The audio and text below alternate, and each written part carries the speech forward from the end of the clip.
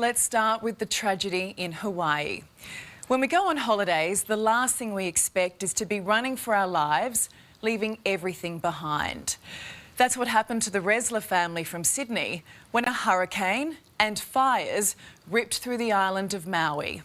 The death toll's now 36 and is expected to climb. Thankfully, the Reslers are safe.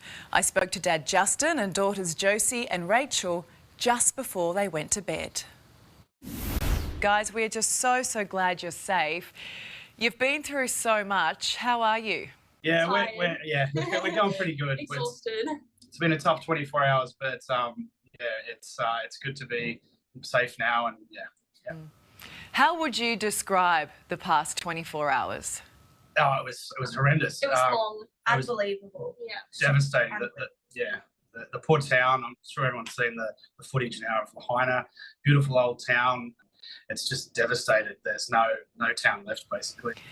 Josie, how are you after everything you've just been through? Right now I'm feeling very thankful and lucky that we have made it out safe. We've talked to a few people, and just the stories that we've heard from everyone else's perspectives it's just so hard to hear, and it just makes us be so thankful that we have come out of this safe. Let's just talk through what exactly happened, because I know you arrived on the island over the weekend.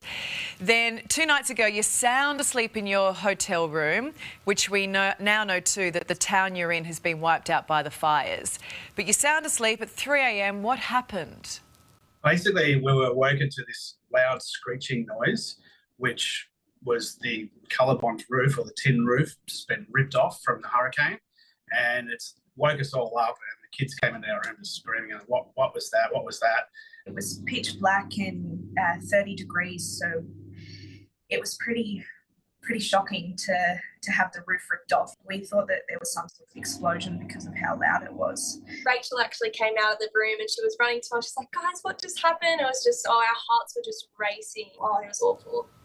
Okay, so the sun comes up and you see just how much damage has been done. Your hotel doesn't have a roof anymore.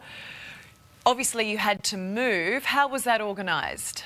It was around lunchtime. We couldn't get an Uber. We were just waiting around. We tried to get a bus, and then that's when the fire started, the smoke started, and we thought, okay, well, this is kind of getting a bit serious now. There's no way we're going to get an Uber. So we were going to walk the other way, the opposite direction from the smoke, and we found refuge in another hotel, foyer, which was totally random. So we stayed there. We thought we'd be safe there, but that wasn't the case. The fire started coming towards this place where we're at. It started getting closer and closer, and by this time people were getting evacuating the place, and we basically just grabbed our passports and started walking because we couldn't get a car or just anything. Away from the smoke. Can you explain to me, in that moment, you've dropped your bags, you've basically got the clothes on your back and you've got your passports in your hand. You're in a place that you don't know. You don't know the lay of the land. Girls, how calm did Dad stay and how much did that help? He was a bit too calm. Yeah, in my opinion. Too calm. All the girls were just freaking out. We were in tears. Look, I was calm in the fact that I knew I had to just keep going, and it's no use like being super stressed and panicking, because I knew that if we kept walking, someone would pick us up. So we just charged and just said, you know what, let's just go. And we were lucky enough that we did get picked up. So we hopped in the back of the ute truck, and we went about 2 miles down the road, and then he kind of pulled over, and this other guy, Raul, God bless him, he picked us up in the minivan, and he drove us all the way back into the next town near the airport. Did you manage to find somewhere to spend the night? No. So this was when I started to get a bit stressed, that it was 9 o'clock at night. We couldn't get a hotel anywhere. We went to 3 or 4 different hotels. They wouldn't even let us stay in the foyer overnight. So we went to the airport and we actually hired a minivan car, and we then found out that there was a evacuee at Maui High, and we stayed in the car overnight at the front of the high school. Just listening to you and knowing that so many people were trying to escape these fires, I imagine there was a sense of panic. Explain to me the chaos in that moment.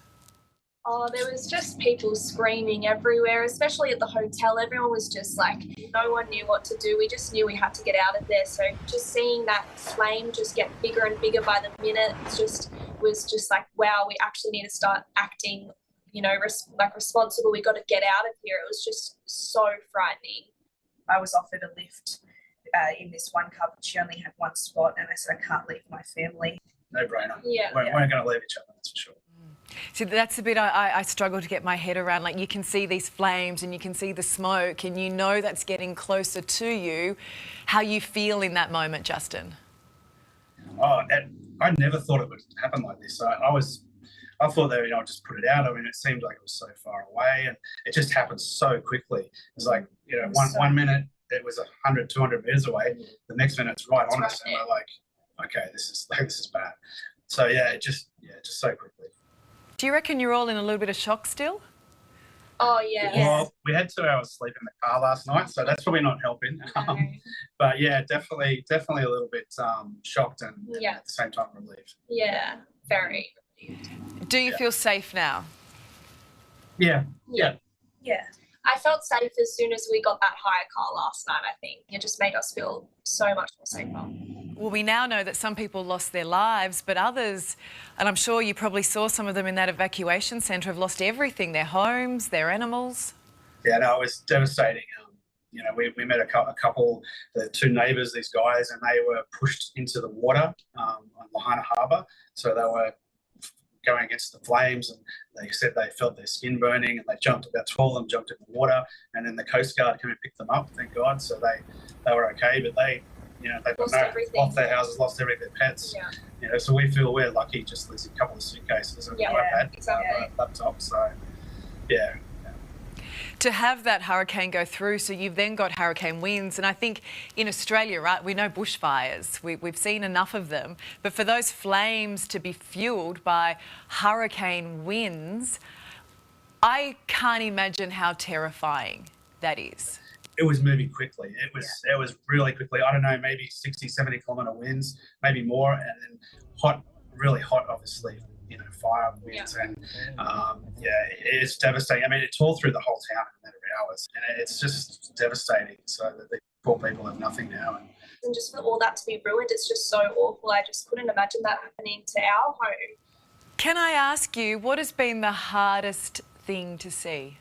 Just talking to people that didn't know where their family was. You know, like, and still, you know, them chipping in, helping out, and at the evacuee centre. Yeah, everyone's still smiling. Everyone's still smiling, in spite of such tragedy. You know, that's probably been the hardest thing for me. Yeah.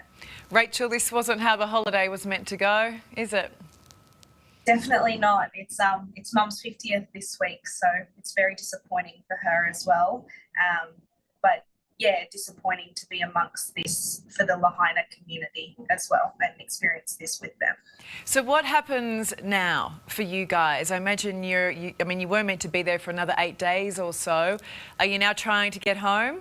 Yeah, we are. Hopefully Qantas will be able to change our flights and get us home, and we can get into our own beds. And All right, guys. Well, look, I hope you get home safely, and you owe your mum, girls, and Justin, you owe your wife another 50th birthday present, okay? Definitely. Thanks, Ali. Appreciate it. Ali. Thank you. See you guys. We're just so glad that they're okay, and our thoughts are with everyone on the island of Maui tonight.